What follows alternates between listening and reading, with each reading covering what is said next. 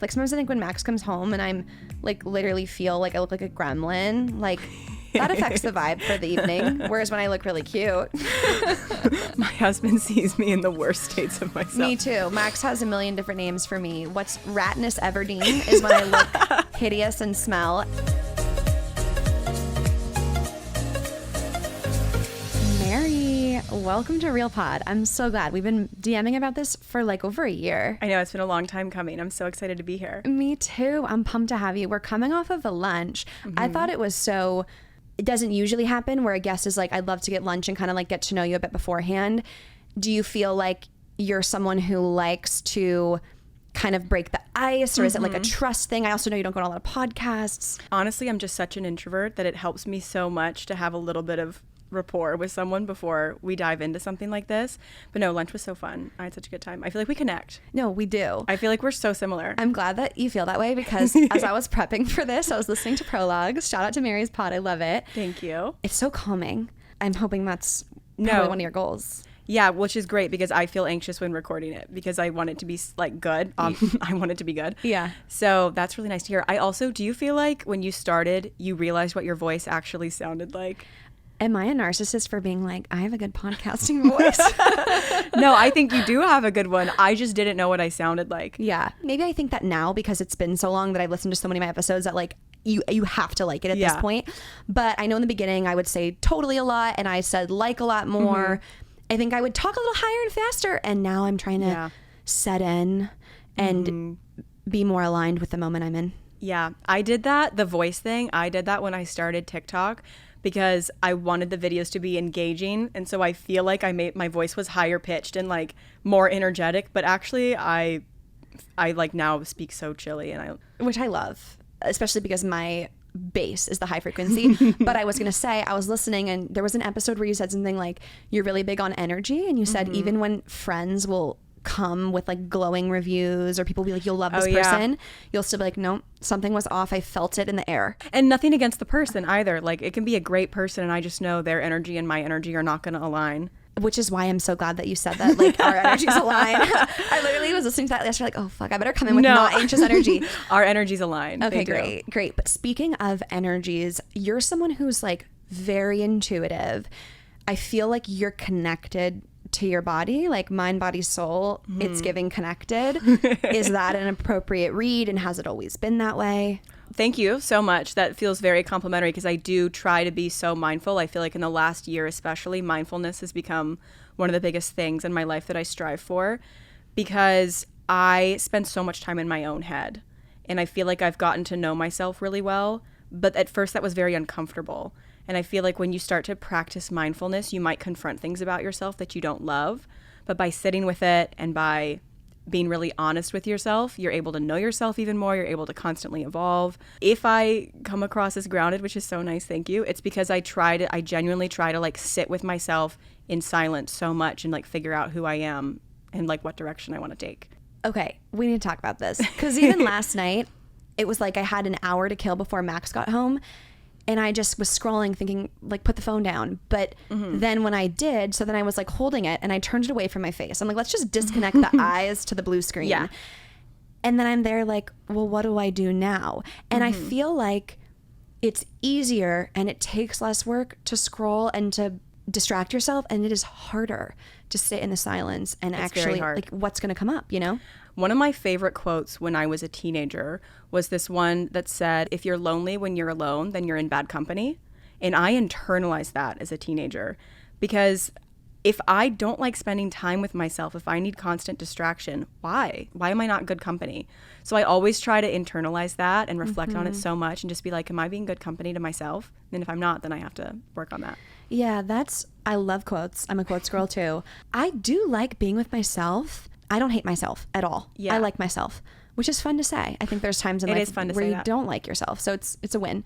Sometimes it's like the mental fatigue of like the work and there's so much to do and to recover and like be better. And I know you've had a long road yourself from how early on in your life did you begin struggling with mental illness? 12.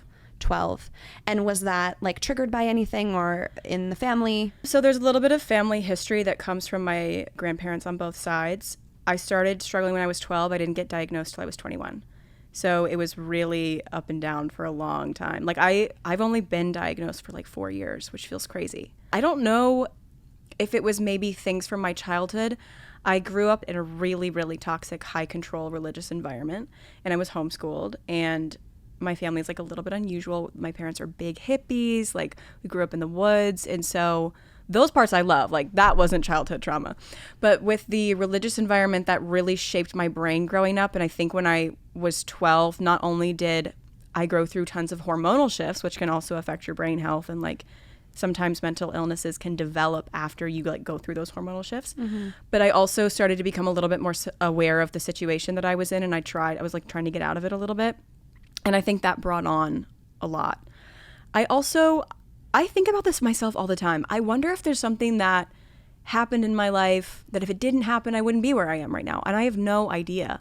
I can barely remember my life before I struggled with mental illness. I don't remember like entire years of my teenage years because I've repressed them, or like depression can actually make you lose memories. And there's like chunks of my life that I don't know what I was doing or anything.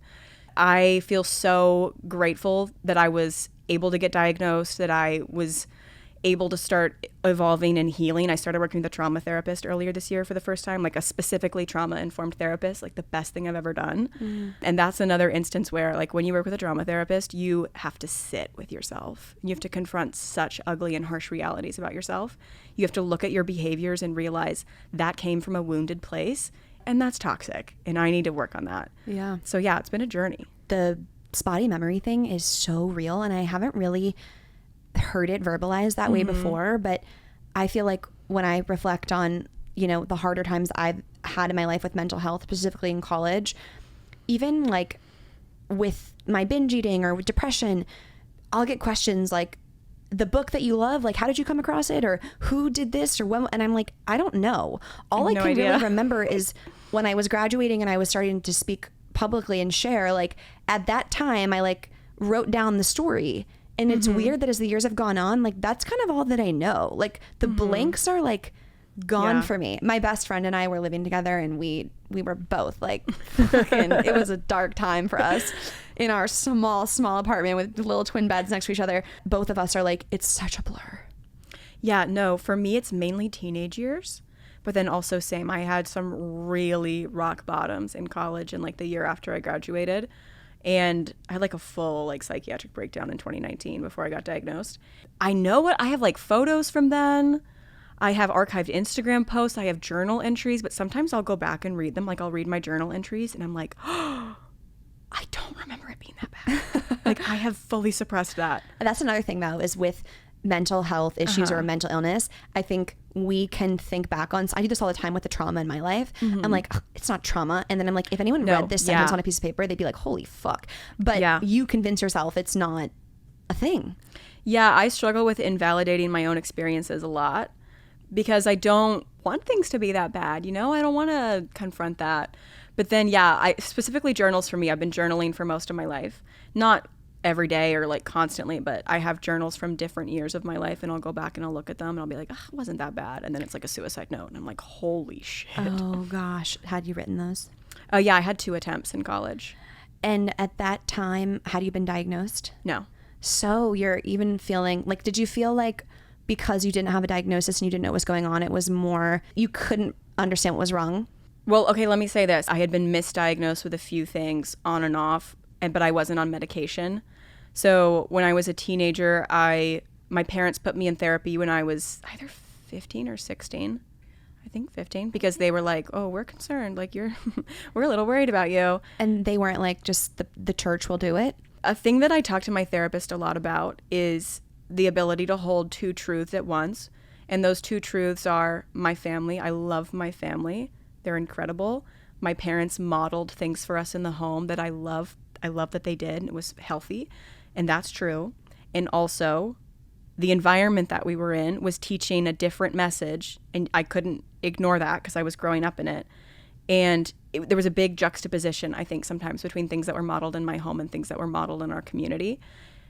in the religious environment, it was definitely like, well, if you're depressed, then if you have enough faith and you're a good enough Christian, then God will just heal you. And there are so many memories that I do have. I remember like either in church or just in my childhood bedroom growing up, like sobbing on the floor of my bedroom, not knowing what was going on in my head or like why I couldn't feel normal, just like sobbing and begging God to like take this away, like fix it. I'll do anything. Like I'll do anything you want me to, just like, please take it away. And that's not how that works. Yeah. I knew as a teenager though that I wanted to get out of that environment, and I started, it's called deconstruction. I don't know if you're familiar with that. Mm-mm. Okay. So it's called deconstructing. Basically, it's exactly what it sounds like, deconstructing like the beliefs that you were taught in your entire worldview. Like when you grow up in that kind of environment, it shapes your entire worldview. You basically have to dismantle every single thing you know about yourself and start from the ground up. I can't even imagine. When I see those documentaries and they're told that God can hear your thoughts, holy mother of like, I would, you never feel like you're alone. God is omniscient, so he knows everything. And he's omnipotent, so he can do anything. The way that I internalized that growing up was thinking, okay, well, God knows exactly what I'm going through and he can do everything, so why do I still have it? It must be because I'm a bad person and I don't deserve to have this taken away. I kind of feel like my life didn't start until I was 18, because that's when I was able to get out of, I like moved away from my hometown. I went to college. I started deconstructing. I feel like my life didn't start until then almost, because that's when I was able to become a person on my own terms almost. So yeah, I would be like crying on my bedroom floor, begging for that to be taken away. So my parents put me in therapy when I was 16 or 15. I'm not sure. I cannot remember. Fine. Sometime they put you in, right? Yeah, they were like, oh, we're a little concerned about you. And then I was diagnosed with depression because it was kind of easy. And they said I had like anger issues. And then they said I had seasonal affective disorder. And then at the time, from ages like 12 to 21, I had a bad eating disorder. In college, I saw another therapist because I was having breakdowns constantly, and she said, I can't help you. Your issues are too serious. You need to see someone outside of, it was like a college therapist. She was like, you need to see someone else. Obviously, I couldn't afford that. So then I didn't. And then in 2019, I had like a major breakdown, and my friends and family were like, you need help. So I started seeing a therapist again, and then I got diagnosed with bipolar disorder. And I finally started medication. And within a couple weeks of starting the medication, I realized, oh, this must be right, because I feel awake for the first time in like years. When you were in college and you mentioned you had that psychotic break. Like psychiatric breakdown, Were you put into a treatment center? The thing about me is that I feel like I mask a lot, and I haven't even really realized that until this year working with a trauma therapist. I think I masked so well, and I was very high functioning. I was an academic validation girly.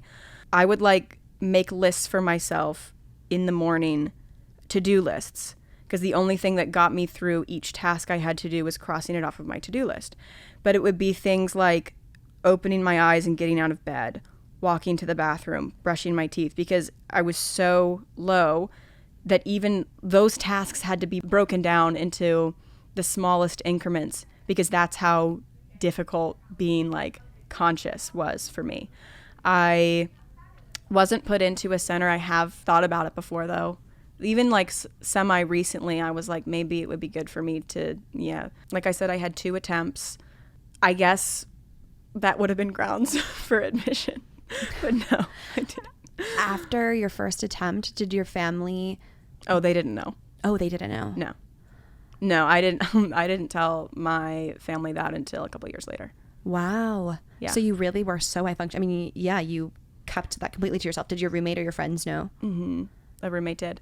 I remember that first time.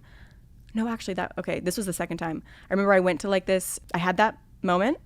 And then the next day I went to like a friend's birthday party, and I was posting on Instagram being like, time of my life, look at me in my cute outfit. Like, wow. I just didn't acknowledge that happened. These 2 things happened within 8 months of each other.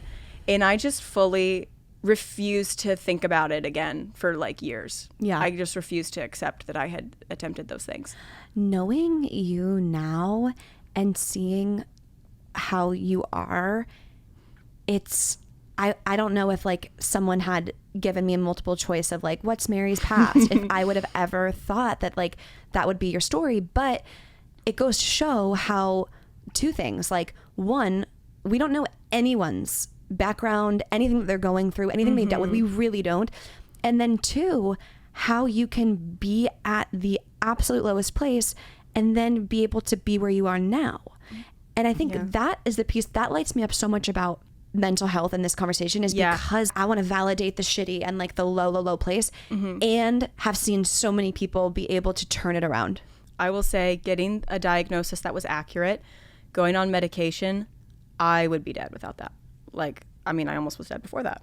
So those things changed my life completely. I can't even express. I also think for bipolar, it's not more serious than depression. I'm not like going to compare symptoms or like the seriousness of it, but they present differently and they work differently in your head. I think for bipolar people especially, like, you need a different kind of support just because the symptoms are so different. I just had this conversation with a psychologist friend of mine. They're incredibly, bipolar, you're experiencing, and I don't want to speak like incorrectly, but there is an element, at least the people in my life I've seen this in, depending on the mania, it can be almost like a hallucination.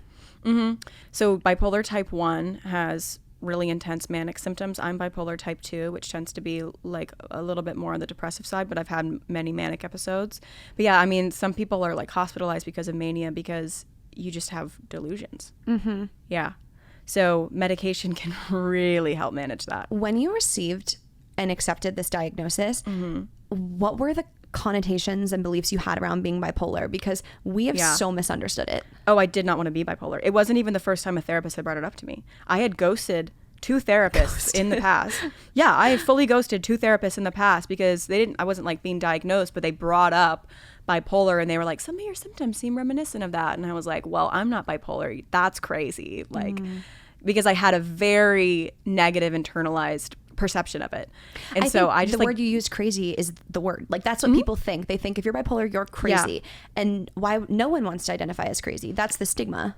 I'll be honest though, and this is so personal, I completely get if no one else feels this way about their mental health. Sometimes I like to jokingly call myself crazy because it makes me feel more valid sometimes, because I'll be going through like a thought spiral or in a mental health moment, and because I'm kind of used to it, so I'll convince myself that this is just who I am. Like, as a person, this is who I am. And then but then if I get to a point where I can look back, I can laugh and be like, oh, that was so crazy of me. But I know if no one else wants to think that way about themselves. I literally sometimes call my medication my crazy pills because it makes me laugh and it makes it like less serious for me. I love that. So when you say you look back, how do you recognize symptoms occurring, or that, like, I don't know if the term spiraling in this sense is insensitive, but like, can you tell when an episode of sorts is going to come on, or recognize patterns? I can now, through a lot of work in therapy and just, I think, growing up and like more experience with it, like going through it more times. Before, I definitely couldn't. I can't tell that an episode is about to happen, but I feel like I become aware of them while I'm in them sometimes. Whereas I used to only recognize an episode had happened well after the fact, like after I started coming out of it. What's been the biggest thing in your like everyday life that's helped? Because as a like consumer of your content, I love your stuff. Literally, I love you your stuff. I keep up. I watch your stories. I keep up with you. When you link something, I'm literally like your number one LTK fan. Like, my whole closet is like Mary Commission. It seems so put together. Like, I think that's why I'm like attracted to it in a sense, is it's like, I like the way it looks. I want to emulate that and like have my hair feel good and my skin look glowy, and like everything you do just seems like it smells good. Does that make sense? Thank you. So then to think that we contrast that with something maybe below the surface inside of you that like isn't fully buttoned up. Well, I think part of that probably is masking too. I've always been pretty high functioning. I feel like people hear the word high functioning and they think that means that I think I'm better at being mentally ill than other people, and it's not. I don't think that. I was high functioning depressed. Like, I literally did the bare minimum to be a Division I student athlete at a top university, but I was depressed, but I did it. Yeah. Where some people who are depressed can't get out of bed. I graduated summa cum laude in 3 years. And I also tried to kill myself twice. Mary, don't make me laugh at that. You said it as a joke. No, I didn't. Like, yeah, I can look back and I'm like, that was so crazy of me. Like, I was being Delulu. I was being so Delulu. But no, again, I'm not here to compare struggles at all. I would say I don't think being high functioning has served me at all. I think it stopped me from getting help a lot because it makes me invalidate my own experiences, because I'm like, oh God, it can't be that bad because look, I'm succeeding at things. And then loved ones also are unable to really maybe it's impossible for anyone that's not you to really know what's going on, but it can hide it way more so that they would never even think that that is something that could happen. Yeah. It's been an interesting journey with my husband, actually. One of the green flags that I saw in my husband early on, I had just gotten diagnosed maybe 4 months before we started dating. And I knew that I had to tell him, and I didn't know how, because bipolar is a scary sounding word and there are so many negative perceptions of it. And I was nervous to tell him. I was like, I don't know. It was 2 weeks after our first date, and I didn't know if he was going to hear that and be scared off. I didn't think he would be. I had like observed him interacting with some of his friends who had, you know, mental health struggles, and I saw him being supportive, and like, I don't know. I didn't know how he was going to take it. One of my initial green flags is I shared that with him, and his only reaction was like, oh, like one of my best friends from back home is bipolar, like great guy, I love him. And that was it. And that made me feel so safe and so comfortable being myself, because like, you know, like you're in a close relationship with someone, that's going to come up. Like, yeah, your mental health is it's like the third person in the room sometimes. And I actually had this heartfelt moment with that friend of his from back home when I was over there in Scotland. We were like all pre-gaming to go out. And you know, when you're like that perfect level where you're like, you know what, I'm gonna share something. Talk our life stories I'm gonna right share now. something right now. So me and his friend we both had gone to the kitchen to like get water, and I was like little tipsy. I was like, I just have to tell you. I was like, I credit my relationship with Matt going like off on a good start because of you. Aww. Because he lived with you, and he like learned that bipolar people are just people, and he learned like not to be afraid of that word. And because of that, like because of his experiences with you, I feel like he got me so much faster. And I was like tearing up, like telling this guy, I was like, I feel like I owe you everything. That's so sweet. It was a good moment. Little did he know that his relationship and his struggles would then impact like literally the love of his roommate's life and their relationship. I know, isn't that crazy? You never know like who's watching or like who you're helping almost. Fully. Even in like your personal, you don't have to be an influencer to do that either. Like this is an offline quote unquote real life situation too. And I think that is one of the biggest keys to this whole life thing that we often miss, because it doesn't seem like the big grandiose posted on LinkedIn type of achievement. Just living an authentic life inspires someone and then has a domino effect. And that is something that I've felt like I've been trying to tap into more, even if it's as small as I was in an Uber the other day and wasn't supposed to be in that Uber because I was supposed to be home, but my flight got canceled and I was like starving. I was like, can we please go to Taco Bell? Like I'll add a stop. And I was like, and you can get whatever you want. I mean, he could not believe that I got him anything he wanted from Taco Bell. Like, I don't know his life story, and maybe now I'm like trying to play it off like I'm so righteous, like I saved a man's life by buying him Taco Bell. But part of me is just like, I don't know his story. Like, what if no one had done anything nice for him for a month? It could be nothing. Like, life is what story we want to tell ourselves about it. But no, if you bought me Taco Bell, I'd be like, oh my God. Something else that you mentioned is when you told Matt, and he was like, yeah, you know, he was very calm about it. Like, okay, cool. Like, and next, it was like a non-issue. That is also powerful. Yeah. I've noticed that with my friends. You want to talk to people and tell them things and not have them be like, oh my God, like, are you okay? Like, you want to feel like you're just met at the same level of, okay, like, or how can I help? And I love to show up that way for my people. And I think it shows a lot about people who show up that way for others. Yeah, no, like I said, one of my first green flags. I agree, because I just felt like I didn't have to make it a big deal. Not because it wasn't serious, because it is a serious health condition, but because I didn't have to be anxious about being myself and like letting that side of myself be seen. But I'm sure like you probably relate to this as well. When you're in a long-term relationship, because we're both married, you do have to learn how to navigate your mental health with a partner nearby. That was a lot for me to learn how to do. I once made a TikTok where I said, sometimes, you know how cats hide when they get sick because cats don't like to be around other people when they're sick? That is me. Like if I am going through a moment, I want to be myself and then emerge back into the world when like everything's all better. It's hard to do that when you live with someone and like you're intimately sharing your life on so many levels with your person. And I really had to learn how to allow myself to be seen. And I still struggle with that sometimes, not because he's perfect about it, but because I struggle with being seen. I love this prompt. I'm the opposite to you in that if I'm going through something or having a revelation, I want everyone to know and I want to tell everyone. But I think the biggest thing I've had to learn when it comes to mental health and being in a relationship with and around someone else all the time is the changes that I'm making or that I want to do, like I can't force that on him. Mm-hmm. So, you know, if I want to be on my phone less or I want to read or I want to meditate more, like I can't make him do exactly the same things I'm doing. Mm-hmm. And he doesn't necessarily need to, you know? That's the crazy. I was just going to say, Matt is so mentally healthy. And sometimes I'll watch him in his day-to-day life. And I'm like, people live like this? This is crazy.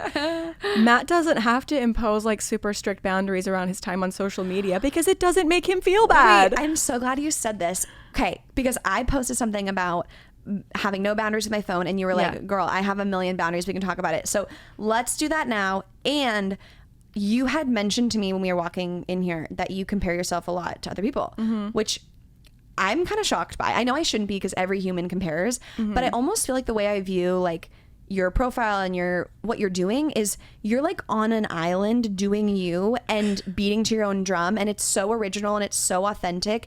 And then I almost envy it because I feel like I'm on the other island, like in the swarm of keep up with the rat race, and it feels like you're not. It's interesting that you say that because that's what I compare, because I also feel like I'm on an island and that's what I struggle with feeling bad about. Whoa, what? Yeah. Because so I am based just outside of Washington, D.C., 10 minutes from the White House. And that's not really an influencer city. It's not really a place. I don't know a ton of people in this industry. I don't really go to events. I've been on like 2 brand trips, which is, I'm not like saying that's nothing. I was so happy to go on them. Yeah. But I'm not someone who is always at events or like always going on trips or who knows a ton of people, who is constantly doing collaborations. I feel like I am disconnected from this industry. And sometimes I love it because I feel like it protects my peace and I feel like I'm able to really be myself. Sometimes I really dislike it though. I feel like I'm not doing well enough because no one's excluding me, but I feel excluded. Isn't it wild that I look at that with envy, like it's a beautiful thing, and you look at it with being a little self-conscious, like, should I change it? It is like what works for everyone, but sometimes I think about the creators I see that are like that, and I imagine, like, they're not on a plane every weekend. They're not, and they get to kind of wake up and create a beautiful video that feels really on par with them, and like I'm running around like crazy and I haven't posted in 3 days because I feel like I've had no time. And then I'm like, why am I doing this to myself? I could unplug if I want to. Yeah, I feel like when you become a creator, which is a job that we both love, the lesson you have to learn is like self-management. Yeah. And I never had to manage myself before. I struggle with that. And also for anyone in any profession, we compare to what we see our friends doing or what we see happening in another company or like happening online. And then we feel like inadequate about where we are. I compare myself to people older than me a lot. I've noticed that because like I said, I was like an academic validation girly. I've always been very ambitious, which is funny because at the same time, I would be in these split mindsets all the time, especially in college, where at one point I'd be like, there's no way I'm making it like to the next year. That's just not happening. I simply can't do it. And then on the other hand, I'd be like, I need to accomplish everything. Right. I'm going to go so far. It's like weird how I would live in those two spaces simultaneously all the time. Now I'm happy living, thank God. And now I compare my journey to people who are much older than me because I think I need to be there for some reason. And something like I preach all the time is like recognizing that you have so much time. But I preach it because I have to tell myself that. I will compare myself to people who are 5 years ahead in their career than I am, 5 years older than me, who've been in this space for much longer. And I'm like, why am I not doing that? Why am I not at that level? Which is nuts. Why? Like, you have to be so comfortable with taking things at your own pace, but I struggle with it all the time. I just am constantly reminded. I know this. We don't know how people are feeling or thinking based on like what we see on their Instagram, And I try to find the balance between always being vulnerable because I always want to be authentic. And also, literally protecting my peace and my boundaries. They're so important to me. That's another thing. So this is key. So the boundaries. Yeah.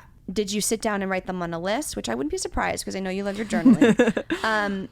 You should see my notes app. I make lists for literally everything. I would love to see it. I'm obsessed with, I have a big notes app, but it's very chaotic and disorganized. But I think I've been someone who's worn her heart on her sleeve and been very vulnerable and open and honest. And I've had a few things happen in my life in the past 2 years that like I just can't share. And so it's kind of opened this door of like, oh, what is that like to have things the world doesn't know about? And also, do I want everyone knowing about everything? Or is that a slogan I branded myself with when I was 20? And now you feel like you have to live up to it. Yeah, now I'm 26 and I don't want to share everything. Yeah. So I think when I started social media, I was a lot more open. And then I realized that allowing people access to every single part of my life, there's pros and cons. The pro is that does genuinely help people. That does really help people. But it was making me so much worse.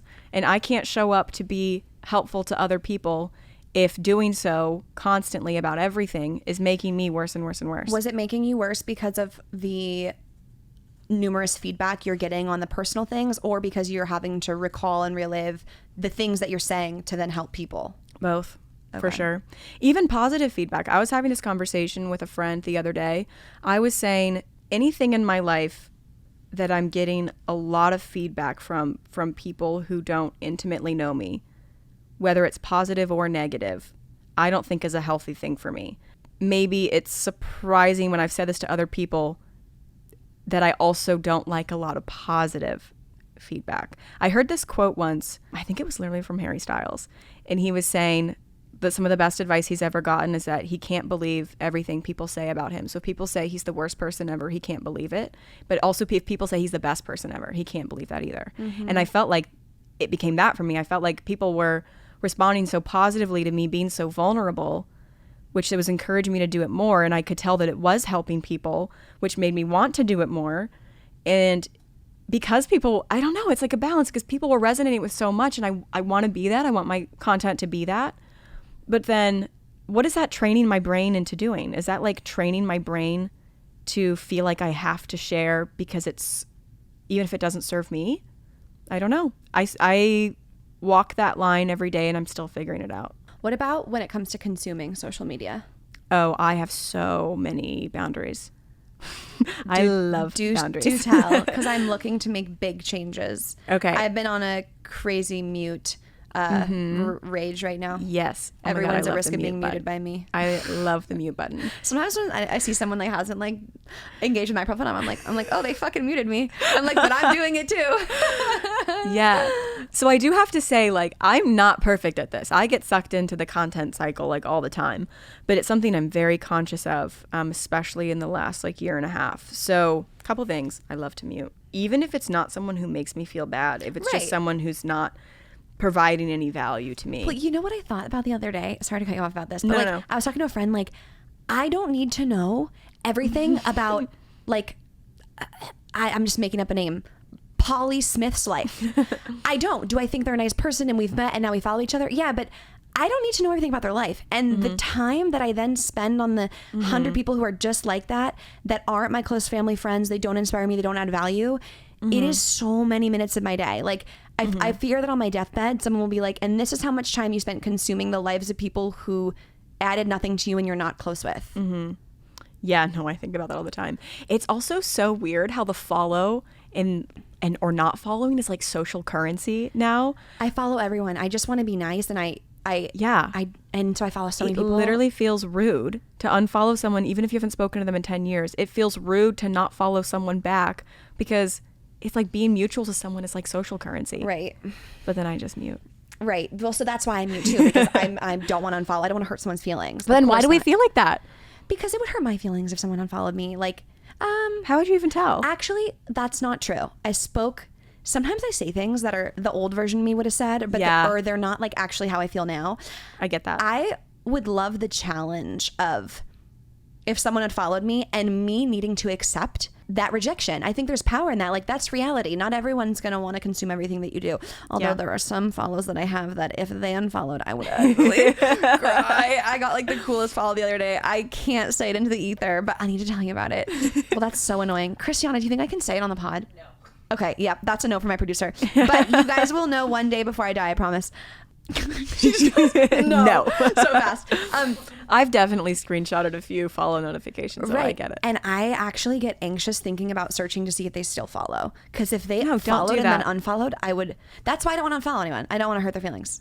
Yeah, I get that, because I'm over here being like, why do I feel that way? That's so wrong. But I also fully am doing it too. Yeah. I also don't like to unfollow. Okay, so we're very conscious about what we're consuming. Mm-hmm. And I don't mind saying that because I feel like I provide value in my content. If someone wants to unfollow me or mute me, that's fine. But I think at least I'm speaking from a place of I try to create value.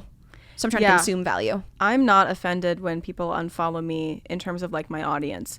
And I'll encourage it. Because I'm like, if I'm not serving you, then unfollow, go find someone else who does. I'm not saying that in like a petty way or like a bitter way. I'm like, no, literally, like if I'm not providing any value to you or any entertainment or anything, or any form of escapism or whatever you're looking for, I'm not offended if you go somewhere else. I'm like halfway there.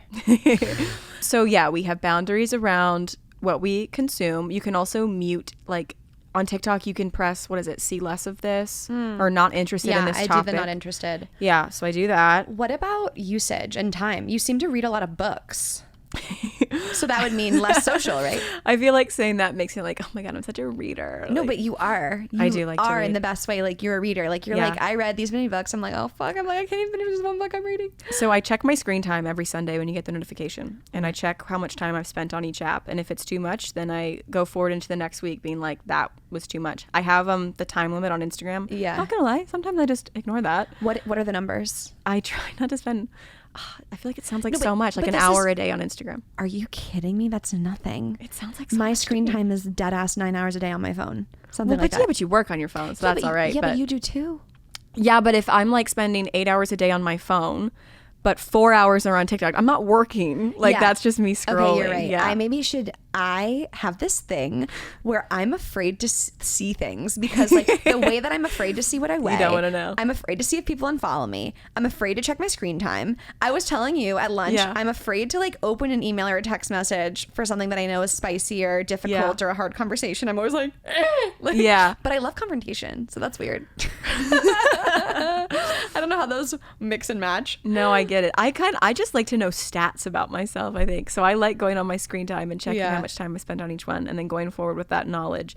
And I do this because I know if I don't, I will feel like shit. Yeah. I don't do this because I think I'm enlightened or I think I'm better than other people. I do it because if I don't, I will have a mental breakdown.